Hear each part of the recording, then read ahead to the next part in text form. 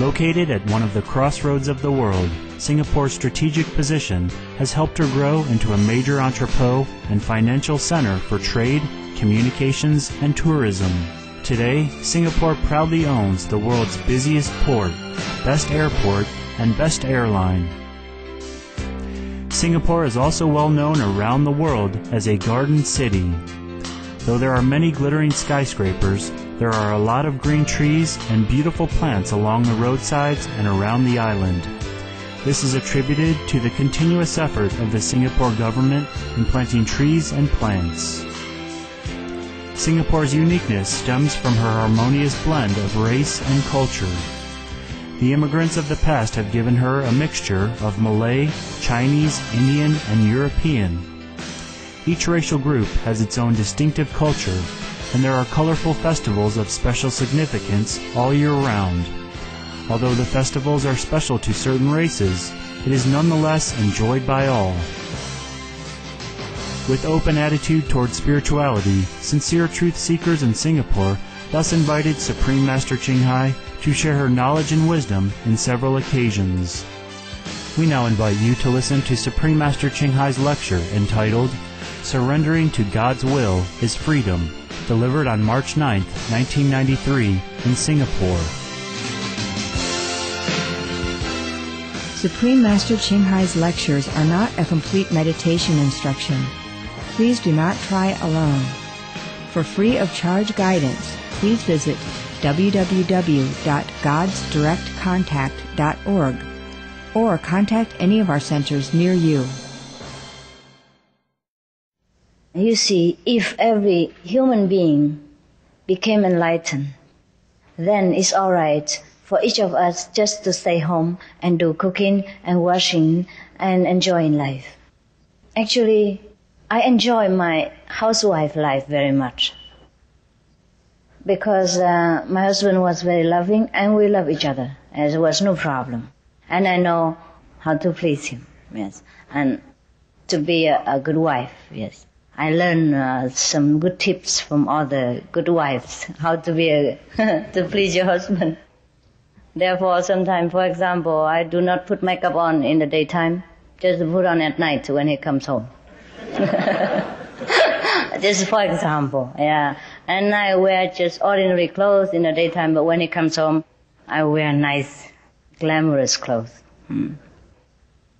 Therefore, if you know how to be a good wife, you can enjoy your life. You don't need to be a master. Don't aspire to be a master. It's a very tough job, even though I don't look very tough.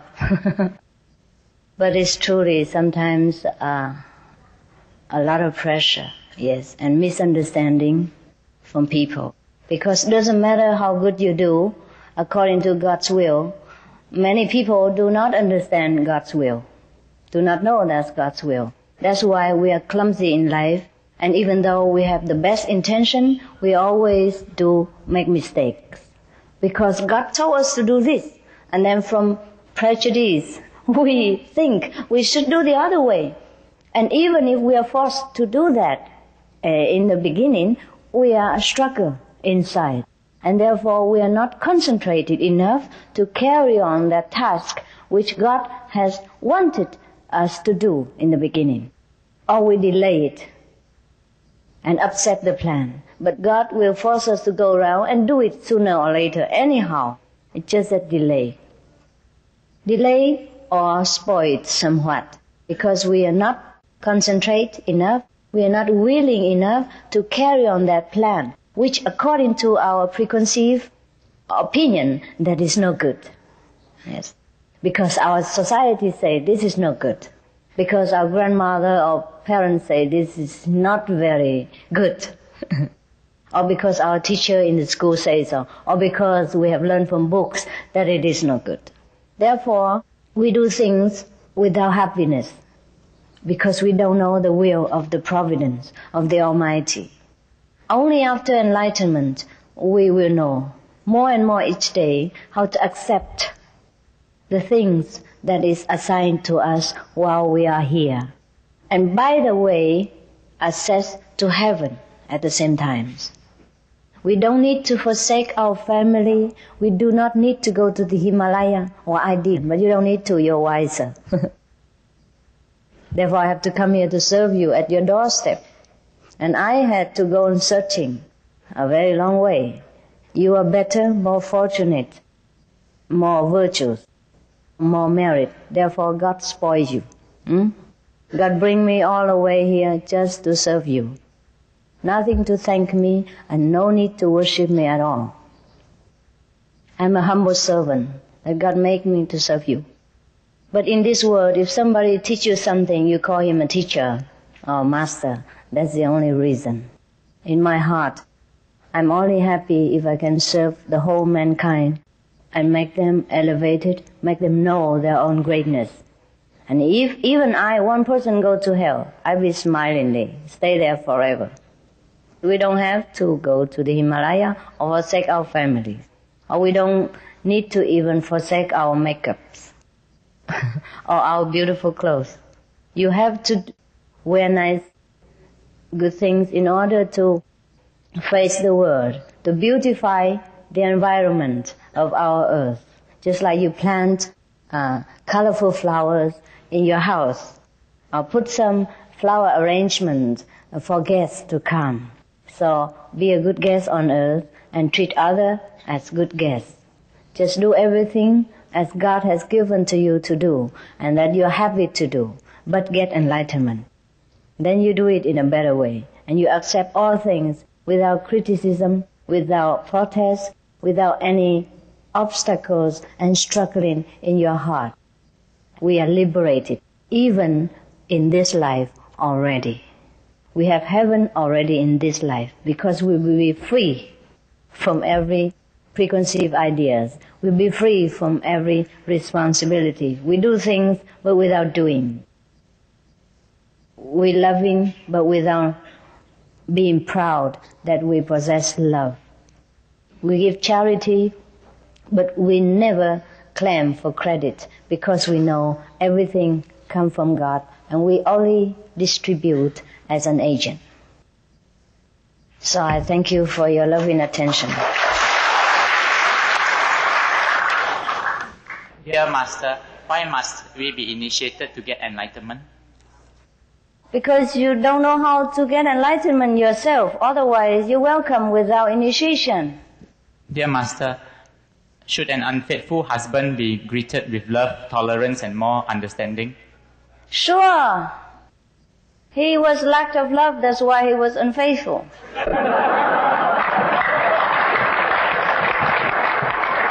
So forgive him and improve your appearance. Love him more and sincerely and see into the family affair whether anything needs improving apart from your own appearance. I told you already, makeup in the evening only. And wear beautiful clothes only for him.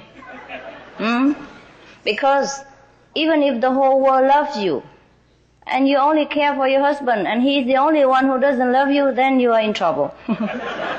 In misery, right? Yes.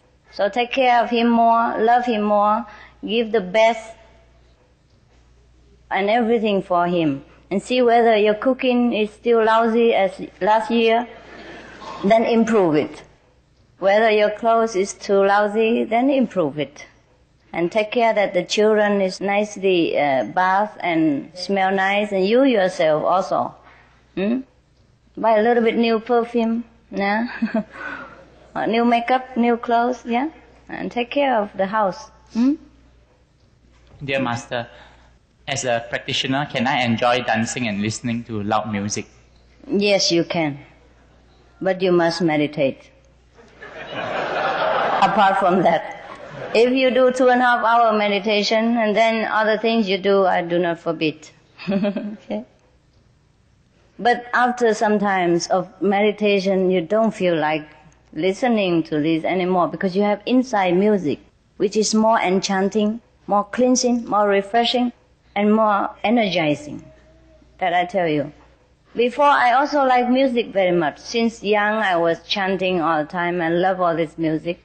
And in my place, wherever I go, I don't have radio, television, no music or nothing. Not that I hate them, it's just I don't feel needing them. Not that I leave them, they just leave me. So do whatever you like until you're completely satisfied, but meditate, yeah? And keep the precepts, so you progress faster. Dear Master, I always meditate on silence and emptiness to contact my inner self. I was bothered by a spirit one day. Once I witnessed the spirit meddling with the mat I was sitting on. I no longer dare to meditate alone. How can I protect myself? The spirit sat on the mat that he meditated? Yes. Oh, then let him sit there. You find another mat. What's the problem? Is the mat so expensive that you couldn't donate it to the spirit? Maybe because he see you meditating so nicely, so he wants to learn also. You should teach him. Become his master. Well, this is a problem when you meditate with sometimes yourself alone without a master, or with sometimes not very highly compatible master. Yeah? So try to find another way to do it, or try the Guanyin method, okay? And then we and the spirits and whatever are all in harmony. There will be no fear. There will be no fear between any beings. Yeah? If they ever come, it will be loving and just harmony. Master, how can I remember my past life so that I can retrieve the knowledge I had learned then? No, it's enough to learn the present, yeah? Because in present life, we don't even learn enough yet. The past life is gone, and God has drawn a curtain between the past and present. It's for our own benefit. Therefore, it's not always necessary to trace the past. Because if we know too much things about the past without having enough power to handle it or to improve it in concerning with the present, then we'll be in trouble. That's why people sometimes come into possess a kind of state of mind or knowing too much of the past, they will be miserable to live in the present. Suppose you know that in the past life you were the sultan of of such and such country, and now you are driving a taxi. Would you like it? Huh? Or suppose you know that last life you and your wife were having some kind of bloodshed with each other, and now every time you see her, would you be afraid? And that she killed you last life? And can you ever be loving again to her? Yeah? It would affect very much your family harmony and your personal relationship as well as your own happiness. Is that not so? So therefore, we don't need to know the past. We take care of the present and the future will come beautifully. Meditate on your inner self or choose whatever method you like. But I would only recommend Guanyin method because I know after all the studies that is the best, at the highest, the quickest, the safest. So we offer that to you in case you want to gain more knowledge in the present and for the future. And the past, take care of itself. The past is gone. The past, we can just forget it. Dear Master, my husband is a non-vegetarian. Can I get myself initiated or should I divorce him? No! Why? Why? Each one has his own opinion about how to live his life. I only suggest the vegetarian diet and a saintly way of living. But should you don't want to take it, or your husband or wife don't want it, don't force them. You can reason with them in course of time, or just show them that it's like this, and they choose. If they don't choose vegetarian diet, it's all right. You can cook for him lovingly, and then hope God will bless him one day that he can go the same path with you. It would be better for you both, that is all. But we don't force or we don't divorce a husband or wife just because he's different from us. It's okay to be different. Dear Master, can you please describe what heaven is like? There's so many descriptions about heaven already in the Bible, in the Hindu scripture, in the Buddhist sutras, in the Quran, and in all kind of scriptures. Please refer to them. They have better, literature talent than I have. I can only experience, but about describing is completely helpless. I'm helpless. It's so beautiful I cannot talk. I'm afraid to degrade it by talking. Just like a beautiful woman, and you saw it and you were speechless. And then when your friend asks you, what did she look like? You say, oh, her nose was very straight, her eyes was big, and her lips very red, and that's it. And when the friend go outside and looking another girl, she say, oh, the nose straight, the lips red, and the eyes big. Is that enough to convey the beauty of that woman? No, you understand? Because the imagination of that friend is different than the reality. And then he might misunderstand the beauty of that lady. That's difficult. Also, can you describe the love between man and woman? Or mother and son? No, it's very difficult.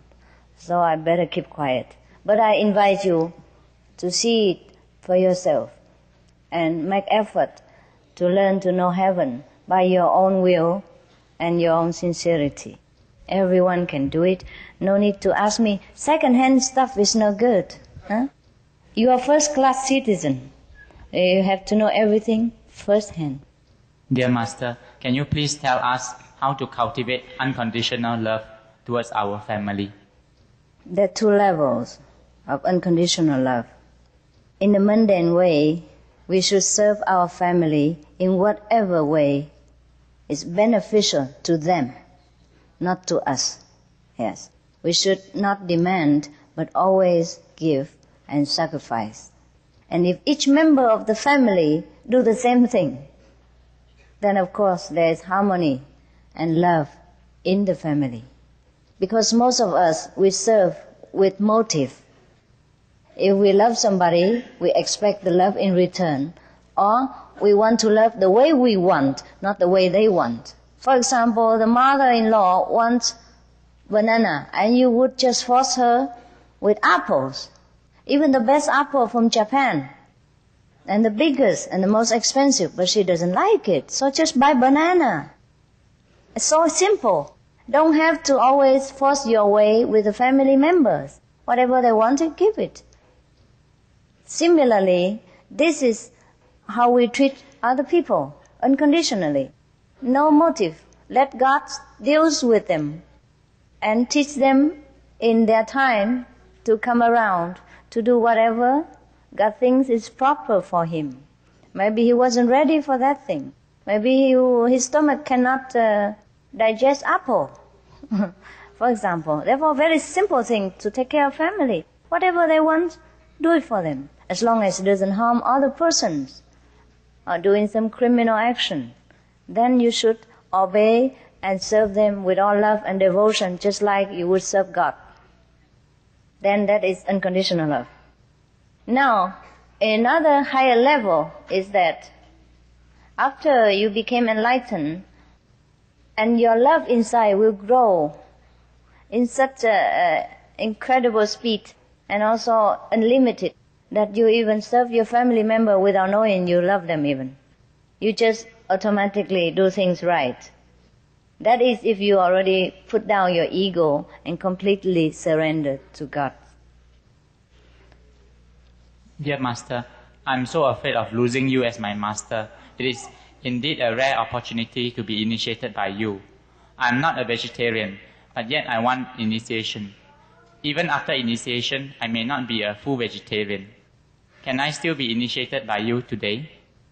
You know the answer. I am also very touched by your honesty. and sincerity. But we have another way for you. You can practice the convenient method, and you can try vegetarian food whenever it's convenient for you. 10 days a month, or 20 days, or 15 days, whenever convenient. Yes? Until you're completely satisfied with the idea that God comes first. God comes before everything else in life, before every reason, before every logic, before any price at all. Then you get initiation. Alright? Otherwise it's not fair for everyone else. Otherwise I initiate the whole theater, the whole hall. Why you alone? Everyone else, many other people, most of the people would like my teaching and love to follow the initiation process. Just they cannot eat vegetarian. So why you alone? Then I just make it a cheap wholesale. Everybody welcome. Yes? It's not that I care whether you eat meat or vegetarian, but you must know what you want and pay for it. Alright?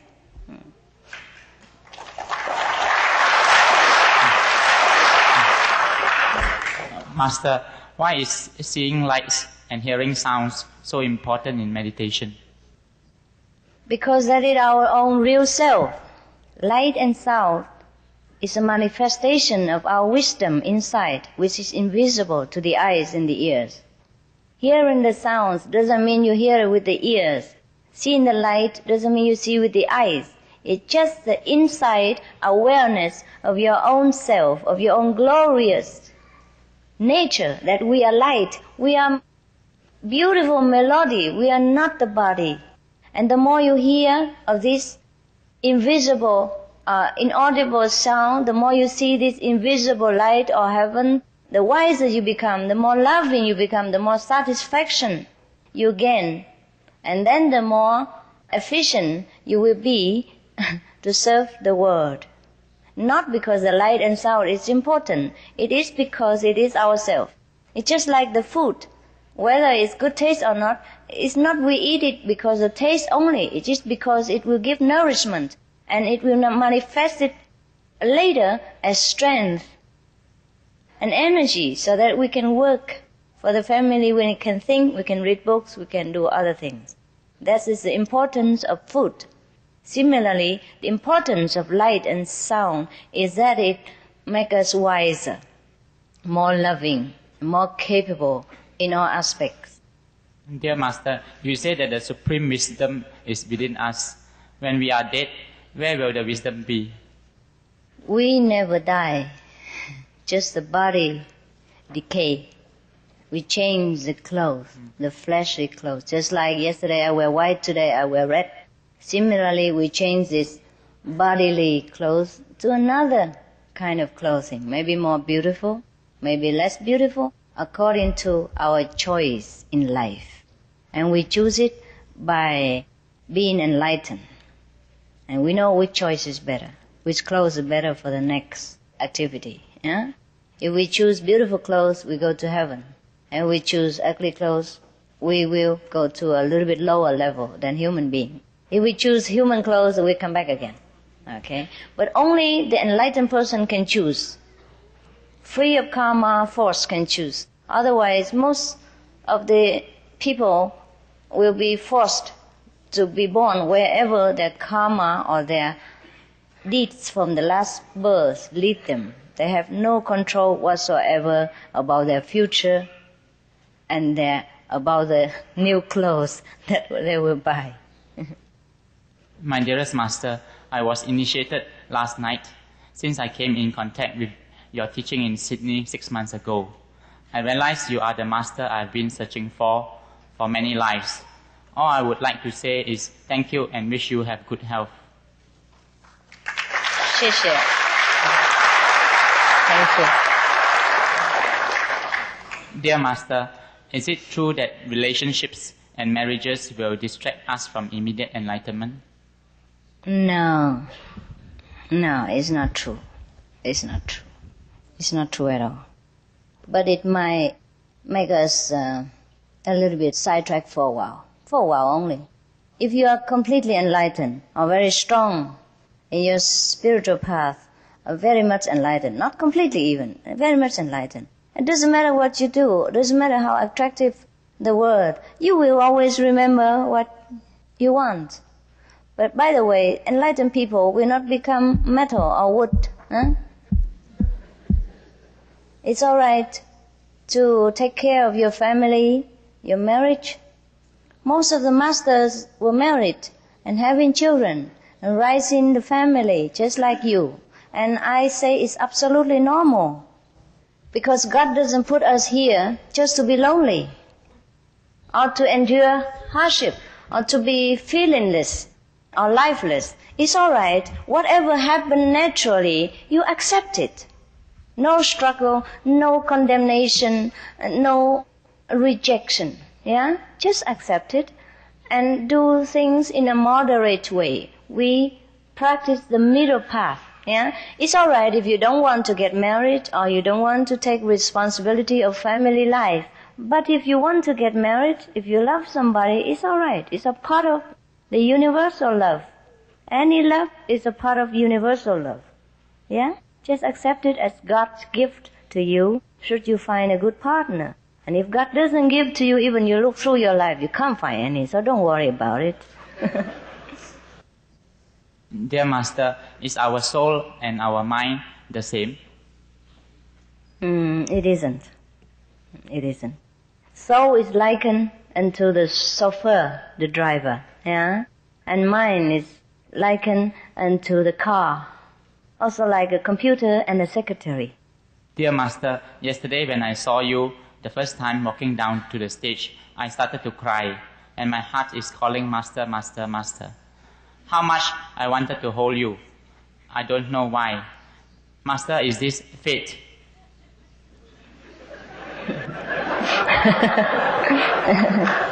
Looks like, huh? Maybe we had an affinity. Maybe your soul was longing for liberation. Maybe your soul inside, the wisdom inside you recognizes, at last, I found my own self, my own comrade. So you're happy. Yeah? Call me master, friend, whatever you like. Yeah? And be happy that you have found something you look for many centuries. Master, what happens when heaven is overcrowded? It's not Singapore or Hong Kong. It's heaven, please. When you say heaven, it's expanded, it's limitless. Can never be overcrowded. Hell can be overcrowded, but heaven, rarely. Dear Master, what and how does a man cope when he is married unhappily and falls in love with another married lady? You have to see to your own marriage whether it is absolutely not improvable, or whether you seek love in another relationship just as an excuse for your own pleasure. Because it's already bad enough you have one marriage, troublesome enough. So it is better that we take care of our marriage relationship. I know it's difficult. Everything is difficult in this world, but it doesn't mean impossible. Talk to your wife about where the problem lies, but don't talk to her about your affair, please. If you talk about that, maybe no more solution. It's alright if you think that is a mistake. You may try to cut it down or to forsake it. But talk to your wife about how to improve your relationship. Where she fails or where you fail. And where you need her attention or improvement. Or where she needs you. Talk to each other. Buy new presents for her. Buy beautiful dress for her. Adorn her with beautiful things. Make her a beauty of your life instead of spending time and energy on somebody else's woman. Because you don't possess her anyhow. It's better to take care of what you have and wasting time and energy on other people's possession. Is that not right? It doesn't matter how much you like the neighbor's car. You don't go and spray go on it. Spray on your car. Is that not so? Take care of your car because you drive the car. You need the car every day. The car is necessary for you. The neighbor's car you can admire it silently, quietly, but don't spray go on it. Don't look after it so much and neglect your car. One day maybe the driver of neighboring drives the car away and suddenly you go without anything and your car is in garage, broke down, uncared for, and now you are in trouble. So work for your marriage if you think it's worthwhile. And then also by the same time respect other people's marriage.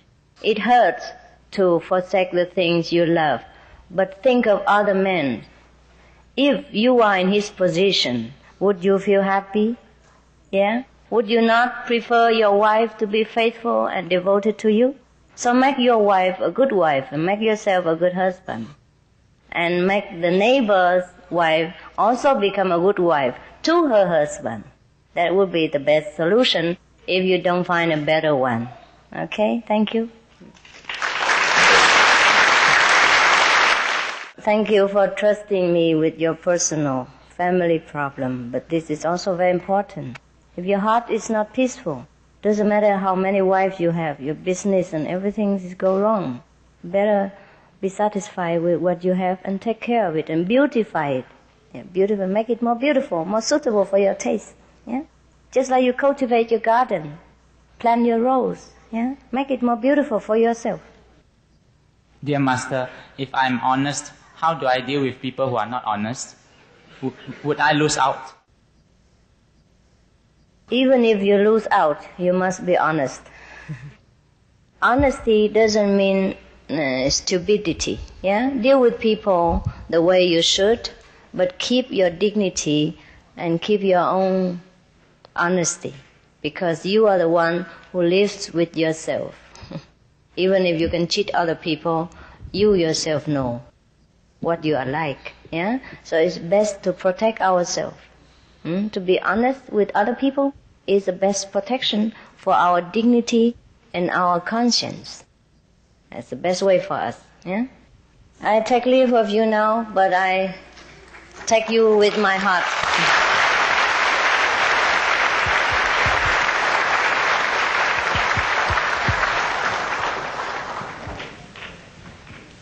I stay with you in your heart. Please keep me also in your heart sometime when you're in trouble. Yeah? Thank you so much. Thank you these days for your love, and I truly enjoy being in Singapore.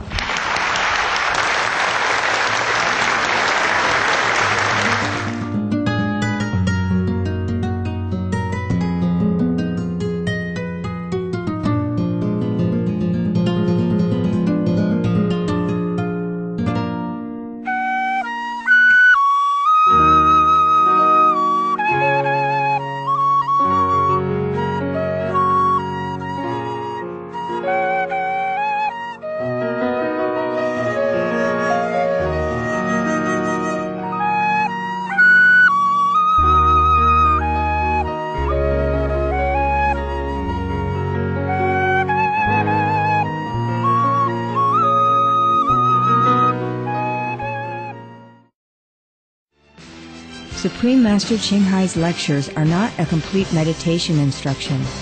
Please do not try alone.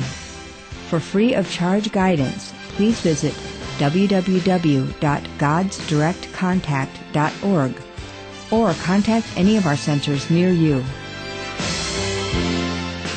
We appreciate your loving presence for today's Words of Wisdom. Music and poetry is coming up next on Supreme Master Television. Please stay tuned. God bless and farewell for now.